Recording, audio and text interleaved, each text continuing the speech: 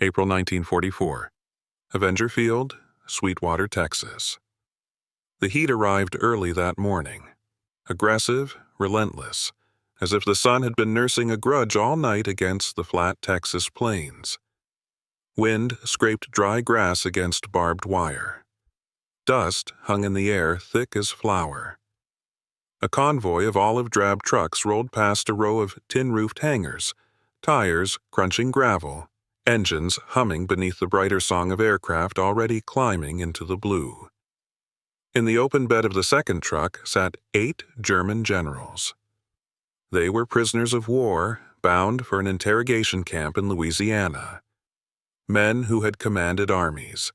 Men who had studied maps by candlelight in frozen bunkers. Men who had watched entire nations bend beneath their boots. Now they sat on wooden benches in khaki POW uniforms, their epaulets stripped away, their authority reduced to memory. But their habits of rank remained intact. They rode upright, shoulders square, eyes sharp, watching the American landscape roll past with a curiosity they disguised as arrogance. Then the wind shifted, and with it came the sharp, unmistakable scent of aviation fuel. Colonel Friedrich Naumann leaned toward the man beside him, General Ernst Müller, and said in German, "Strange. That fuel is everywhere here, like perfume." Müller grunted. "They build planes like ants build hills. No art, only repetition." Both men turned their heads as a yellow training aircraft skimmed low over the convoy, wings flashing white in the glare before banking neatly away. The roar of its propellers shook dust from the truck's canvas sides. The guards in the lead jeep didn't flinch. Just another practice circuit. Of all the unexpected things about America, the prisoners had not yet learned to accept its casual relationship with noise. In Europe, the sound of engines meant annihilation from above. Here, it meant employment, ambition, morning routine. The convoy slowed at the edge of a sprawling airfield. Rows of hangars stretched out like warehouses under a sky too wide to believe. Maintenance crews in coveralls hurried between them. A white-painted sign read, "Avenger Field." Several of the Germans recognized the name from whispered camp gossip, a training center for new pilots. They leaned forward, hoping for any reminder of their former profession. And that's when they saw her. The pilot. At first, nothing distinguished the small trainer as it rolled out of the hangar bay. Just another aircraft taxiing toward the runway. Then the pilot swung open the canopy. Long hair slipped loose beneath her cap. A woman, slight but confident, climbed into the cockpit, her hands moving with practiced precision over the controls. An instructor leaned in briefly, then stepped back, clipboard tucked under his arm. The trainer nosed into the wind. The engine roared, and the aircraft began its takeoff roll. General Müller blinked as if he'd been struck. "Was that a Frau?" The guard overheard and nodded casually. "WASP. Women Air Force Service pilots. You'll see more." The plane gained speed, lifted clean from the runway, climbed toward the sun until its wings flashed silver against the flawless blue. Inside the truck, silence fell like a hammer. Here's the question that changes everything. What happens when men who believed power belonged only to them watch a woman command the sky? Around them, the world seemed inverted. In their country, women had been carefully controlled. Factory workers behind propaganda curtains. Mothers serving the state. Symbols, not soldiers. Here, one of them commanded a military aircraft like it was her birthright. Colonel Naumann stared after her as the aircraft leveled and banked over the field, a white scarf trailing like smoke. He whispered in English, so low the guard barely heard it. They let her fly. Alone. It wasn't condemnation. It was wonder, the classroom of air. By the spring of 1944, the skies over the United States were alive with training flights. While Europe still burned, America had become a giant classroom of air. Every morning, the faint thunder of propellers rolled over Kansas wheat fields, Louisiana marshes, Texas plains. The war effort demanded pilots by the tens of thousands, and then demanded more. To meet that need, the government had done something few nations would have dared. It opened the sky to women. At bases like Avenger Field in Sweetwater, Texas, the women Air Force service pilots, WASP, trained in khaki coveralls and leather helmets, carrying flight manuals under their arms just like any male cadet. They were civilians on paper, but military in every rhythm of the day. Reveille at dawn, check flights before breakfast, maintenance inspections after dusk. Some had grown up milking cows or teaching grade school. Others had learned to fly in dusty little air clubs before the Depression. Now they towed gunnery targets across vast horizons, ferried fighters between factories and bases, tested repaired aircraft before men flew them in combat. Their code was simple. We live to serve. We serve to fly. It was all the more astonishing because the program barely fit inside its own time. The same America that still printed job ads segregated by gender now handed flight controls to 20-year-olds named Betty, Helen, Dora. Inside each yellow-painted trainer, those contradictions melted under necessity. If a woman could handle stick and rudder as precisely as any man, and many could, there was no argument worth having. That reality never crossed the borders of Nazi Germany. The hierarchy of certainty back there, the function of women had been molded into propaganda and motherhood. Even the regime's favorite female pilot, Hannah Reich, had been treated more as spectacle than colleague, a mascot for male engineering, proof that feminine grace could serve, but never command. The generals who rode through Sweetwater carried those assumptions like luggage: discipline, power, technology. These were hierarchies arranged by sex as well as rank. The POW camps built across Texas, Louisiana, and Oklahoma were meant to house such men, but also, in curious ways, to re-educate them through experience. They read American newspapers, worked in cotton fields, heard jazz on the guards' radios. The lessons came sideways, democracy's confidence hiding beneath its informality. They could forgive their enemies' prosperity, even its industry. What jarred the most, what dislocated something deeper, was its casual equality. The revelation that April morning at Avenger Field unfolded as routine. You could smell oiled metal, hot valves, aviation gasoline. The sun flared against propeller discs, turning the airfield into a mirror of motion. At every hangar door, flight crews checked maps spread over the hoods of jeeps. A windsock thrashed like a flag of warning and pride. Out on the perimeter road, Army vehicles brought daily supplies, and that day, a convoy of German officers scheduled for transit. Their arrival was coincidence. Their revelation was destiny. From their truck beds, the prisoners saw a rhythm that defied any military manual they'd ever studied. Commanders in slacks, instructors without swagger, aviators in lipstick, laughing as they adjusted seat straps, all working, efficient, unafraid. No grand speeches, no banners, just the quiet sound of competence. For the Germans, whose civilization had once defined masculinity as authority and technology as male dominion, the sight was a kind of mirror, cracked and reversed.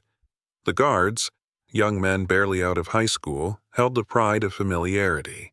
For them, women flying was just the day's background music. They had sisters building engines in Wichita, wives riveting B-17 wings in Seattle, mothers keeping schools open. The boundaries between gender and contribution blurred naturally, not ideologically.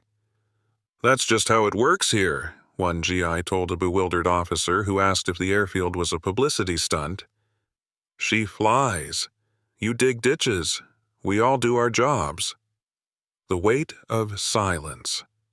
When the convoy finally rolled away, the scene behind them kept echoing. The sunlight flashing from propellers, a woman's deliberate hand over the throttle, the high-pitched whistle of wings slicing into the dry blue ceiling of Texas. The Germans sank into silence, each nursing a separate disbelief. They could accept engines without wonder. They could not accept liberty behind the controls. The truck rattled eastward, raising a trail of tan dust that glowed in the evening sun. Not one of them spoke. Wind streamed through the open slats, hot with the smell of sage and engine oil, but every man kept his cap pressed against his knees, as if in mourning for certainty. Inside the truck, General Ernst Müller finally broke the quiet. "A performance," he declared flatly in German, "for propaganda. Surely no army would entrust a bomber or even a trainer to a woman." The others murmured agreement, grateful for the stability of denial. But Colonel Friedrich Naumann shook his head. "You saw her controls. No instructor touched them." "She landed in crosswind," whispered Weber, the engineer. "There was skill." The guards riding in the jeep ahead couldn't hear the debate, but they would later say they could feel its vibration.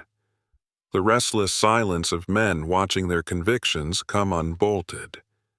The cracks widen. Later that week, at Camp Hearn, a guard named Corporal Jenkins pinned an English newspaper to the mess hall board. "WASP Flyer ferries new P-51 to California base." A grainy photograph showed the pilot, helmet cocked jauntily, polished aircraft behind her. The Germans crowded close. Someone translated aloud, stumbling. "Women deliver fighters nationwide. Army credits WASP for efficient service." For a moment, no one laughed. Finally, Müller snorted. "The Americans waste men at the front, then let women risk the machines. Lunacy." "What if it is wisdom?" Weber asked softly. "She serves efficiency, not vanity." Even the guard looked startled by his tone. The question that lingers. That evening, under sodium lights near the wire, Naumann sat on a bench facing Corporal Jenkins. They had formed a habit of trading cigarettes for small talk. The colonel lifted his chin toward the sky, where late training planes still droned, invisible. "Do people here truly approve?" he asked in careful English. "Approve?" Jenkins shrugged. "Don't see why not. They fly better than some of our fellas." "In Germany," Naumann replied, "they would call it chaos. A nation out of order." Jenkins glanced upward. "You might call it trust." The colonel looked away, tracing the outline of the razor wire under moonlight. The shift. 2 weeks later, a liaison officer from the U.S. Air Transport Command visited the camp to speak with local farmers and officials. He arrived by plane, flown not by himself but by a WASP lieutenant named Gene Davis. As the aircraft touched down on the makeshift strip near the compound, prisoners gathered at the fence lines automatically, curiosity overpowering discipline. They watched her climb down, helmet under her arm, laughing with the ground crew. She wore standard khaki flight overalls, the same as any male pilot. Streaks of dust marked her cheeks. When the liaison saluted her, they heard him say, "Appreciate the smooth landing, ma'am." The title, ma'am, rang over the field like a verdict. It was unthinkable, one of the generals recalled years later, that anyone, man or woman, would salute what we had been taught to despise. The notebook. That night, back inside the barracks, Naumann sat at a small writing table and drew in his notebook. A simple sketch. An aircraft. Then a feminine silhouette beside it. He wrote beneath, "Authority without arrogance." Across the room, Weber paced, muttering half aloud.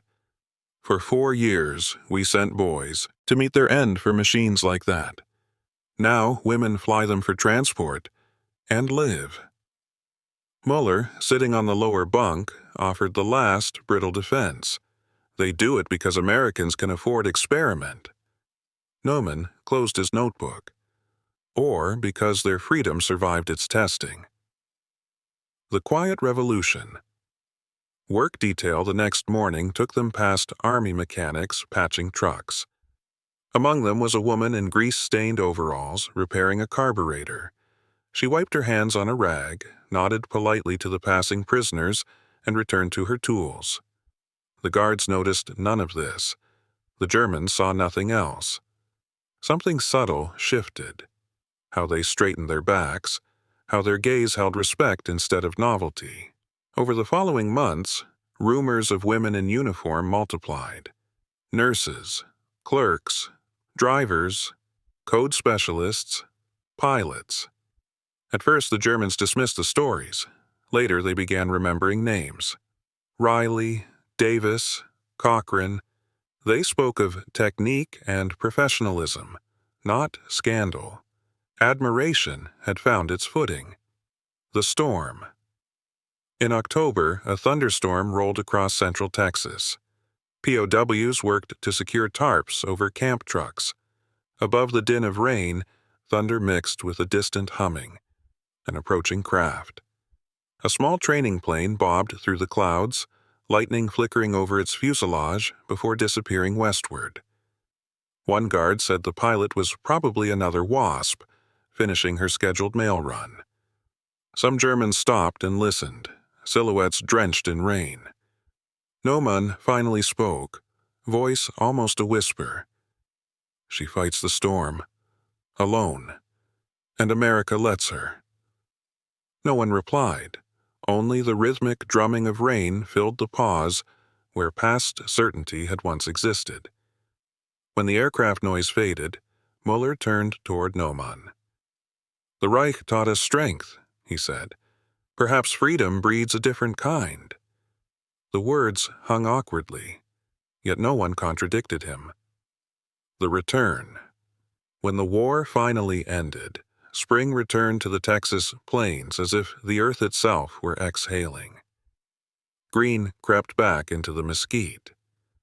Engines at local airfields quieted from constant roar to occasional hum. One morning, freight trucks backed up along the POW compound's gate. The guards called roll, announced transfers. The captured generals were going home, or what was left of it. The convoy moved east toward Galveston through wind that smelled faintly of salt. Across those same skies where they had once seen women flying, sunlight flashed on the wings of scattered training planes. Each flash became a signal. Each sound, a reminder. Their bodies were leaving. But the memory stayed, oxygen mixed with shock, forever welded to that first time they'd looked up and seen freedom wearing a leather flight jacket. The ruin and the photograph. When their ship reached Bremerhaven weeks later, Germany lay gray and gutted. Ruins smoked where avenues had once marched in perfection. Rail tracks buckled. Cranes stood like skeletons in the harbor wind.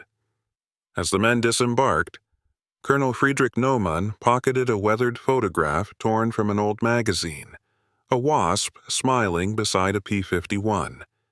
He had taken it from a camp bulletin board. He realized he could not bring its simplicity home. To his countrymen, the idea of women pilots would sound as mythic as Atlantis. The cafes of Reconstruction. In the following months, while Reconstruction limped forward, the former officers spoke quietly among themselves in cafes that smelled of diluted coffee. They knew their old vocabulary of order no longer fit the new world forming beyond the rubble. Weber, the engineer, said, "At first, in Texas, I saw a woman command a machine without needing permission. If we had learned that, perhaps we could have commanded ourselves." The others nodded. The statement wasn't rebellion anymore. It was reason. The interview, a British journalist visiting occupied Hamburg later recorded an interview with one of the returning generals. He confessed, "We called America mechanical. soulless, but what we saw were souls united by mechanics. He described the WASPs, eyes bright, jackets stained with oil, and admitted they had dismantled something larger than doctrine, his certainty that discipline must always equal domination. When the article ran, it disappeared quickly in the tide of post-war stories, but a few readers clipped the piece and tucked it away. The echo years later, across the ocean, Avenger Field reverted to farmland. The hangars stood ghostly and silent until they were torn down for scrap. But each spring, locals claimed to hear engines faintly on the wind, imagined echoes of the WASPs who once circled overhead. In Germany, Naumann kept the old magazine photo pinned above his desk through years of reconstruction work. Visitors often asked if she was family. He would shake his head. No, she reminds me how wrong we were about strength. The New World. By the 1950s, women across Europe began filling university laboratories and aviation schools. West Germany's first civilian female pilots took to the air in the new democracy's colors. Most never knew who their earliest admirers had been, defeated officers haunted by one bright April morning in Texas. Freedom, they had learned, was not chaos. It was competence, shared by all who dared. The quiet return back in America, the surviving members of the WASP program quietly folded their wings when the Army disbanded the organization in late 1944. They returned to office jobs and kitchens, unheralded, until decades later. But somewhere across the Atlantic, men they'd never met used them as evidence that a nation's character could be measured by who it allowed to touch its machines. Factories rebuilt. Families relearned civility, and somewhere deep in memory, an engine turned. Air moving across spinning blades, synonymous now not with conflict, but with equality. The final note. When Naumann passed away in 1963, his family found among his papers a line written in faded pencil. Power once divided multiplies. It was perhaps the truest translation of what he had witnessed that day at Avenger Field. The visible proof that liberty's arithmetic did not subtract strength, but expanded it. A civilized nation shows its confidence not by keeping power, but by sharing it. And sometimes the boldest revolution is not declared in speeches, but flown quietly to altitude by hands once thought unworthy of the controls.